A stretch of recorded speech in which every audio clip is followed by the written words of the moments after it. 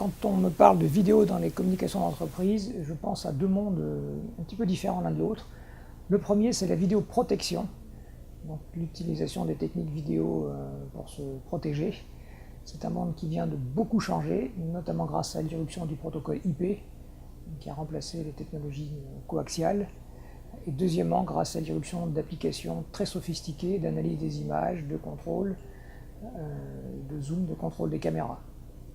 Le deuxième monde, c'est la vidéoconférence, c'est-à-dire l'usage de la vidéo comme moyen d'interaction entre des collaborateurs dans une entreprise. Non seulement on se parle, mais on se voit.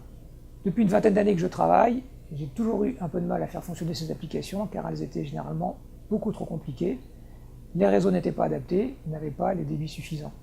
Aujourd'hui, grâce au protocole IP, grâce au débit des réseaux et surtout grâce à l'effort de simplification qui a été fait, on peut maintenant, dans une entreprise, utiliser les systèmes de vidéoconférence de façon aisée. Et c'est ça pour moi le vrai changement de ces 2 dernières années. Comment j'imagine le poste de travail de demain? Je voudrais vous répondre par une analogie avec le monde automobile. Comment est-ce que j'imagine la voiture de demain? Eh bien, la voiture de demain, il y en aura des grosses, il y en aura des petites, il y en a qui vont vite, il y en a qui ne vont pas très vite. Il y a beaucoup de voitures possibles. Et bien, pour le poste de travail, c'est la même chose. Vous avez des grands écrans, des petits écrans, des moyens écrans, des systèmes très puissants, des systèmes très compliqués, des systèmes très simples. Et c'est ça le poste de travail de demain, c'est plein de postes de travail possibles. Et les uns et les autres, suivant leur goût, eh bien, ils choisissent un petit écran, un grand écran, beaucoup de moyens de communication. Et ça ne se discute pas. Face à ça, quel est l'enjeu pour nous? Eh bien, aujourd'hui, changer de voiture, c'est très facile. Vous montez dans la voiture, vous tournez le contact, ça démarre, vous avancez. Changer de poste de travail, aujourd'hui, c'est compliqué. Changer de smartphone, c'est compliqué. Changer de PC, c'est compliqué. Il faut sauvegarder ses données, ses contacts. Et donc l'enjeu, pour les intégrateurs comme nous, pour tous les gens qui travaillent dans la technologie, c'est de faire que les clients, les usagers, puissent changer de poste de travail facilement et simplement.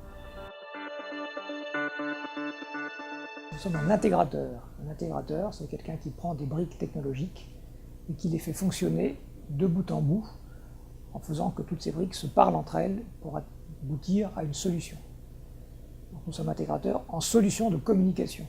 L'objet sur lequel nous travaillons, c'est les solutions de communication. Faire que nos clients puissent mieux communiquer entre eux, puissent mieux communiquer à l'intérieur de l'entreprise.